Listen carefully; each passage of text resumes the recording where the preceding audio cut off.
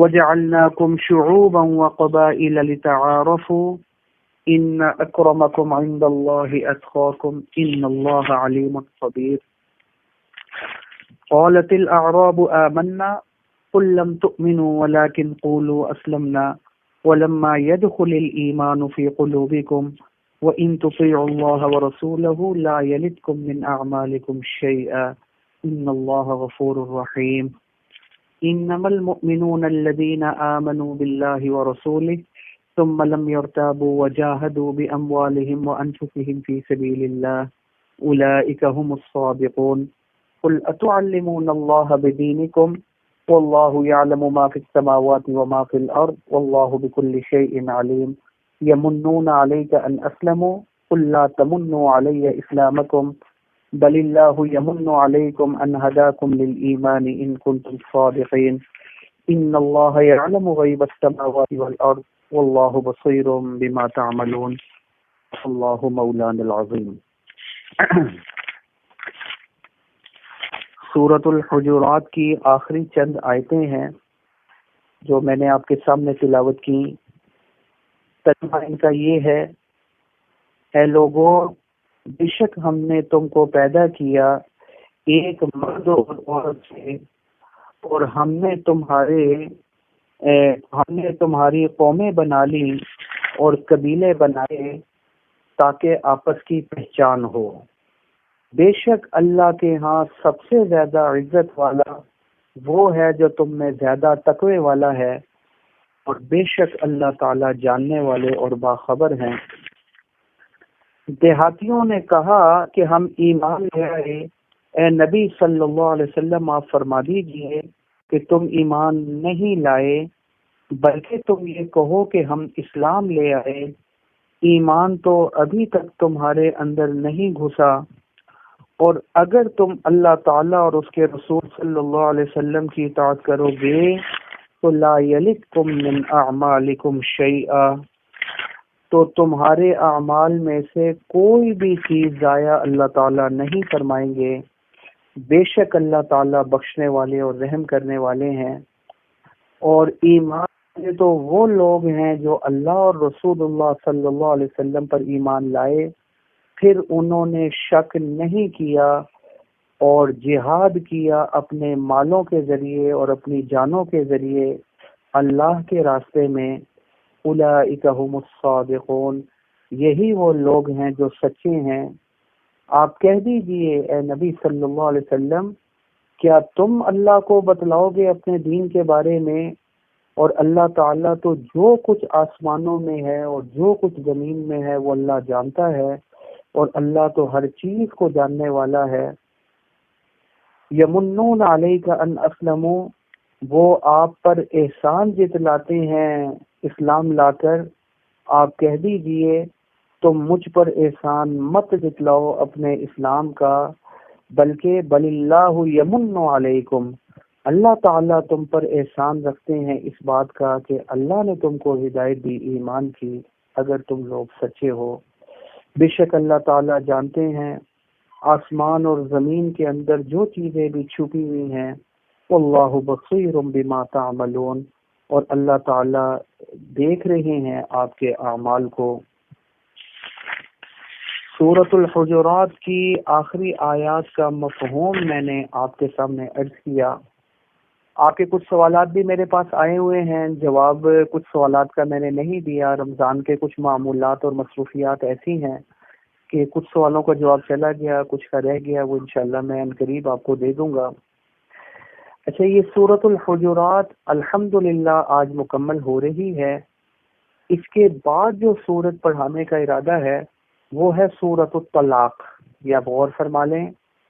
سورۃ الطلاق میں انشاءاللہ ہم کوشش کریں گے کہ طلاق کے متعلقہ جو ضروری احکام ہیں اللہ تعالیٰ نے اس میں بیان فرمائے ہیں وہ بھی، اور عدت کے بارے میں جو تفصیلی ترتیب ہے، عدت کتنی قسم کی ہے، تو اس کی تفصیل بھی اس کے اندر آ جائے گی. تو اگلی مرتبہ انشاءاللہ سورہ طلاق سے شروع کریں گے. آج پہلی آیت جو ہم نے پڑھی، یا ایھا الناس انا خلقناکم من ذکر و انثی، اللہ تعالیٰ فرما رہے ہیں اے لوگو ہم نے تم کو پیدا کیا ایک مرد اور ایک عورت سے، یعنی ہمارے باپ جو تھے آدم علیہ السلام اور حضرت حوا علیہ السلام، یہ ساری دنیا ان کی اولاد ہے۔ جب پیچھے تو احکام بیان ہو رہے تھے، آگے بظاہر کوئی حکم نہیں ہے، تو کیا جوڑ ہو گیا اس کا ماقبل کے ساتھ؟ بے ربط اور بے جوڑ اللہ کی کلام نہیں ہو سکتی۔ وہ ایک سمجھدار عاقل بندے کی کلام بے ربط اور بے جوڑ نہیں ہو سکتی۔ کہتے ہیں یار یہ کیا بات ہوئی، تمہاری اگلی بات کا پچھلی بات کے ساتھ کوئی جوڑ ہی نہیں ہے، عجیب بات کر دی تم نے، تو سمجھ ہی نہیں آ رہی پہلے کیا کہہ رہے تھے اب کیا کہنا شروع کر دیا۔ جب ایک عاقل کی کلام بے ربط اور بے جوڑ نہیں ہو سکتی، تو اللہ تعالیٰ کی کلام جو افصح اور ابلغ ہے، ساری دنیا کی ساری کلاموں سے زیادہ فصیح اور بلیغ ہے، اور ساری دنیا عاجز ہے اس جیسی کلام لانے سے، تو وہ سب سے بڑی کلام وہ کیسے ہو سکتی ہے بے ربط اور بے جوڑ؟ یہی وجہ ہے کہ بعض مفسرین نے اپنی زندگیاں لگا دی ہیں قرآن کی آیتوں کے درمیان ربط بیان کرنے، اس آیت کا اس آیت کے ساتھ یہ جوڑ ہے، اس آیت کا اس آیت کے ساتھ یہ ربط ہے، سورت کا سورت کے ساتھ یہ ربط اور جوڑ ہے۔ یہ ربط اسی لیے بیان کیا جاتا ہے کہ اللہ کی کلام، جب اللہ سب سے بڑے تو اللہ کی کلام بھی سب سے بڑی، یہ کیسے ہو سکتا ہے کہ بے ربط اور بے جوڑ ہو؟ اب یہ آیت ماقبل آیات وہ تو احکام بیان ہو رہے تھے، نیا تو کوئی حکم نہیں آ رہا، تو کیا جوڑ اور کیا ربط ہو گیا؟ بظاہر بے ربط معلوم ہو رہا ہے یہ کلام، لیکن ربط یہ ہے کہ اللہ تعالیٰ پیچھے احکام بیان فرما رہے تھے اور آگے ان احکام کے اوپر چلنے کا اور عمل کرنے کا فائدہ بیان فرما رہے ہیں۔ دیکھو میرے جو احکام پیچھے بیان ہوئے ہیں سورۃ الحجرات میں، اور اس کے علاوہ پورے قرآن کے اندر جتنے حکم میں نے دیے ہیں، بلکہ پوری شریعت کے اندر جتنے بھی حکم میرے موجود ہیں، جو شخص میرے احکام پر عمل کرے گا وہ متقی کہلائے گا، اور جو متقی بن جائے گا ان اکرمکم عند اللہ اتقاکم، وہ اللہ کا سب سے زیادہ پیارا ہو جائے گا۔ اللہ کے ہاں سب سے پیارا، سب سے زیادہ معزز، سب سے زیادہ افضل، سب سے زیادہ عزت والا وہ شخص ہے اتقاکم، جو زیادہ متقی۔ متقی کا کیا مطلب؟ جو اللہ کے احکام کے اوپر زیادہ چلنے والا اور عمل کرنے والا ہے۔ لہذا یہ جو احکام آ رہے ہیں سورۃ الحجرات کے اندر، یہ نہ کرنا کہ ایک کان سے سنو دوسرے کان سے نکال دو، اس لیے اللہ تعالیٰ نے حکم بیان نہیں کیے کہ پڑھو قصے کہانی کے طور پر اور اس کے بعد جو ہے اس کو ایسے ہی چھوڑ دو۔ یہ کام نہ کرنا قرآن اللہ نے اس لیے اتارا ہے کہ اس کو سمجھو، اور اس میں جو جو اللہ تعالیٰ نے احکام دیے ہیں، جو جو تعلیمات دی ہیں، ان کو اپنی زندگی کا حصہ بھی بنانا ہے، ان کے اوپر عمل بھی کرنا ہے۔ وہی اللہ بیان فرما رہے ہیں۔ یہ ربط ہو گیا، یہ جو احکام بیان کیے ہیں اب ان پر عمل بھی کرنا ہے، تبھی ہم اللہ کے پیارے بن سکتے ہیں، تبھی ہم افضل مخلوق بن سکتے ہیں، اللہ کے ہاں کوئی مقام اور عزت پا سکتے ہیں جب ان احکام کے اوپر ہم عمل بھی کریں گے۔ تو آگے وہ ابھارا جا رہا ہے عمل کا، پہلے احکام اور اب احکام پر عمل کے اوپر ابھارا جا رہا ہے، یہ ربط اور جوڑ ہو گیا۔ اللہ فرماتے ہیں اے لوگو بے شک ہم نے تم کو پیدا کیا ایک مرد اور ایک عورت سے۔ آدم علیہ السلام، حوا علیہ السلام، یہ ہمارے والد اور والدہ ہیں۔ ساری دنیا کے انسانوں کی اصل یہ ایک ہی ہے، بنیاد یہ ہے، انہی سے ساری دنیا کی مخلوق پھیلی ہے۔ بچے ان کے پیدا ہوئے، پھر آگے ان کی اولاد، پھر آگے ان کی اولاد، کرتے کرتے یہ ان کی اولاد پوری دنیا کے اوپر پھیل گئی۔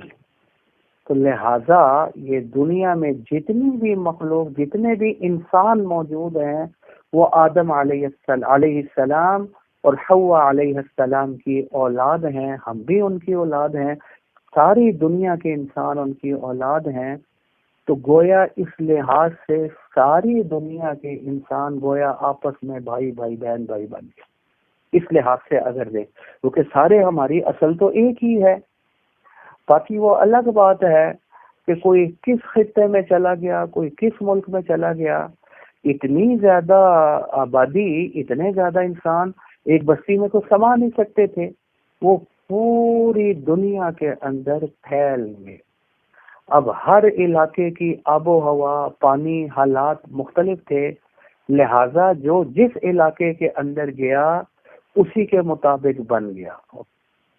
اب وہ جو یورپ کے اندر رہ رہے ہیں، دیکھو وہ گورے سفید بن گئے، اور جو افریقہ کے اندر چلے گئے ان کی اپنی شکلیں بن گئی، جو جاپان کے اندر چلے گئے وہ اپنے علاقے کے لحاظ سے ان کی عادات، ان کی شکلیں، ان کے معاملات بالکل ویسے ہی ہوگی۔ جو پاکستان میں آئے، جو ایشیا میں آئے، جو یورپ کے اندر چلے گئے، جو دوسرے ملکوں میں چلے گئے، ہر بندہ اپنے اپنی رنگت اور اپنے اپنے طریقے اور ترتیب کے اوپر آ گیا۔ یہ موسم کی وجہ سے، علاقوں کی وجہ سے اور مٹی کی وجہ سے یہ صورتحال بن گئی، لیکن اصل اگر دیکھا جائے تو والد ایک ہی ہیں۔ میں تو کہتا ہوں کہ ہم اگر دیکھیں، ایک ہی ماں باپ کی اولاد جو ہمارے گھر کے اندر ہوتی ہے، اب کسی کی عادت کیسی ہوتی ہے، کسی کی کیسی ہوتی ہے۔ اور بلکہ مجھے وہ کہنے لگی وہ خاتون، کیونکہ صاحب ہم نے تو شادی کی تھی، ہمارے خاندان میں ایک لڑکی آئی، وہ ماشاءاللہ بہت اچھی تقوی والی اور بڑی خدمت گزار اور بڑی عزت کرنے والی، گھر والوں کی بھی سب کی، اور بڑا اچھا ہمیں لگا۔ ہم نے اس کی بہن کے ساتھ بھی شادی کرنا ہے، اس کی بہن بھی ادھر آنی چاہیے جی، تو لوگوں کو بڑی اچھی تربیت ہوئی ہے، اس کی بڑی اچھی نیچر کی ہے۔ لیکن جیسے ہی بہن ادھر آئی نا، وہ کہنے لگے اس نے تو آ کر ادھم بچا دیا گھر کے اندر۔ تو ہم حیران ہیں، ایک ہی ماں باپ کی اولاد ہے، اس کی عادت کیسی، اس کی عادت کیسی، اس کی نیچر کیسی، اس کی کیسی، اسی طرح شکلیں بھی مختلف ہو جاتی ہیں۔ ایک ہی ماں باپ کی اولاد میں شکلیں بھی مختلف ہو جاتی ہیں۔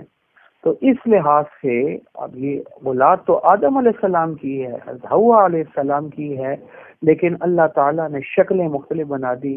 جو جس علاقے میں گیا، جس ملک کے اندر گیا، اس نے اسی کے مطابق اس کی حیت ہو گئی۔ بہرحال یہی اللہ فرما رہے ہیں، ہم نے تمہیں پیدا کیا ایک مرد اور ایک عورت سے، یعنی حضرت آدم اور حوا سے۔ پھر ماں باپ تو تمہاری اصل ایک ہی ہے، وَجَعَلْنَاكُمْ شُعُوبًا، پھر ہم نے تمہاری قومیں بنا دی اور تمہارے قبیلے اور خاندان بنا دیے تاکہ تم پہچانے جا سکو، تمہاری پہچان کے لیے یہ معاملہ کیا۔ یہ معنی نہیں کہ یورپ والے جو ہے کو خلائی مخلوق ہیں، وہ انسانوں میں سب سے اونچے انسان بن گئے، اور افریقہ والے جو ہیں وہ گھٹیا انسان ہیں کیونکہ وہ کالے ہیں لہذا وہ حقیر ہیں، وہ نچلے ہیں۔ یہ نہیں، یہ جو قومیں مختلف بن گئیں، خاندان بن گئے، حسب نسب بن گئے، یہ اس لیے نہیں ہے کہ وہ فخر کر سکیں یا یہ خاندان کوئی بڑائی کا ذریعہ ہو، یہ بات نہیں ہے۔ اللہ خود فرمائے لِتَعَارَفُوا، یہ صرف پہچان کے لیے ہے۔ آخری خطبہ حجۃ الوداع کے نام سے جو مشہور ہے، 1,00,000 صحابہ کرام رضوان اللہ تعالی علیہم اجمعین، اللہ تعالیٰ کی انگنت رحمتیں نازل ہوں ان پر، ان کی موجودگی میں حضور صلی اللہ علیہ وسلم نے دیا۔ اور وہ خطبہ جو تاریخی خطبہ ہے اس کو دیکھ لیا جائے، اس میں ایک لفظ یہ بھی تھا، کسی کالے کو گورے پر، کسی گورے کو کالے پر، کسی عربی کو عجمی پر کوئی فضیلت حاصل نہیں ہے، اور تم سب آدم کی اولاد ہو، اور آدم علیہ السلام مٹی سے بنے تھے، تو تمہارا باپ تو ایک ہی ہے، تمہاری ماں تو ایک ہی ہے، تم سارے برابر ہو، کسی کو کسی کے اوپر کوئی فوقیت اور برتری حاصل نہیں ہے۔ ہاں، برتری اگر کسی کو حاصل ہے تو وہ کس کو حاصل ہے؟ جو تم میں زیادہ تقوی والا ہے۔ او کما قال علیہ الصلاۃ والسلام، یہ جا کر دیکھ لیا جائے اس خطبے کو، یہ مفہوم میں نے آپ کے سامنے عرض کر دیا اس خطبے کا۔ کسی کو کسی کے اوپر، کسی عربی کو غیر عربی پر کی فضیلت حاصل نہیں۔ حضور صلی اللہ علیہ وسلم نے فرمایا یہ وہ عربی ہونا کوئی فضیلت کی بات نہیں، یہ ایک پہچان کی بات ہے۔ یہ عرب کا رہنے والا ہے، یہ فلاں خاندان کا رہنے والا ہے، یہ فلاں قبیلے کا رہنے والا ہے۔ فضیلت کی بات اور اللہ کے ہاں اگر عزت کا مقام ہے تو وہ کیا ہے؟ یہ اتنا زیادہ تقوی والا، یہ اتنا زیادہ شریعت کے اوپر چلنے والا ہے، یہ اللہ کے ہاں عزت کی بات ہے، یہ بڑائی کا مقام ہے۔ جو زیادہ شریعت پر چلنے والا ہوگا، زیادہ متقی ہوگا، زیادہ پرہیزگار ہوگا، وہ زیادہ عزت والا ہوگا، وہ زیادہ بڑا ہوگا اللہ کے ہاں۔ تو یہی وجہ ہے کہ دیکھیں اب عرب، اور عرب کے اندر بھی جو سردار قبیلہ تھا وہ قریش تھا، جس سے خود حضور صلی اللہ علیہ وسلم تھے، اور اس قریش قبیلے سے تھے ابو جہل، ابو لہب، قریش قبیلے کے تھے یعنی، اور ابو لہب تو دیکھ لیں حضور صلی اللہ علیہ وسلم کے چچا بھی تھے۔ حضور صلی اللہ علیہ وسلم کی پیدائش کے اوپر اپنی لونڈی سویبہ جو تھی ان کو آزاد کر دیا تھا انہوں نے خوشی کے اندر کہ میرا بھتیجا پیدا ہوا ہے، ابو لہب نے، سویبہ، وہ لونڈی کا نام بھی آتا ہے حدیث کے اندر۔ چلے بھارت، وہ سویبہ لونڈی کو آزاد کیا، ابو لہب چچا تھے، ابو جہل بھی قریبی عزیز تھے۔ کیا انہوں نے کلمہ پڑھ لیا تھا؟ نہیں۔ اور سلمان فارسی وہ کہاں سے آ رہے ہیں؟ حضرت بلال حبشی حبشہ کے رہنے والے تھے، وہ کوئی عرب تھوڑے ہی تھے، وہ کوئی قریشی تھوڑے ہی تھے، وہ تو کسی دوسری جگہ کے رہنے والے تھے۔ تو کیا ان کا مقام اونچا ہے یا ابو جہل اور ابو لہب جو قریش قبیلے عربی تھا، قریش قبیلے کے ساتھ تعلق رکھتا تھا، حضور صلی اللہ علیہ وسلم کا خاندان، حضور کا قبیلہ، اس کا درجہ اونچا ہے؟ ظاہر ہے یہ تو جہنمی ہے۔ حضور صلی اللہ علیہ وسلم کیا فرمایا؟ میرے دور کا یہ جو ابو جہل ہے یہ فرعون سے بھی زیادہ بڑا فرعون ہے، اس سے بڑا کافر ہے۔ کیوں؟ جب فرعون مرنے لگا تھا تو اس نے کیا کہا تھا؟ آمنت برب ہارون و موسیٰ، قرآن مجید میں موجود ہے نا۔ تو ابو جہل نے کیا کہا تھا جب وہ بچوں نے گرایا نیچے، گلا کاٹنے لگے، کہنے لگا ذرا نیچے سے کاٹنا تاکہ پتہ چلے یہ کسی گردن اور سر کسی سردار کا سر ہے۔ اس نے اس وقت بھی کلمہ نہیں پڑھا، وہ اس وقت بھی نرم نہیں پڑا۔ تو قریشی ہونا، جب یہ حضور کے خاندان سے ہونا، حضور کے قبیلے سے ہونا، عربی ہونا، حسب نسب، یہ کسی بڑائی کا مقام، یہ اس کی وجہ سے بڑائی اور فخر نہیں کیا جا سکتا۔ اللہ کے ہاں اگر بڑائی ہے اور عزت اور وقار ہے تو وہ متقی کو ہے۔ جتنا بڑا متقی ہے، جتنا زیادہ شریعت پر چلنے والا ہے، وہ اتنا زیادہ پیارا ہے اللہ کے ہاں، اتنا زیادہ معزز ہے۔ وہی اللہ فرما رہے ہیں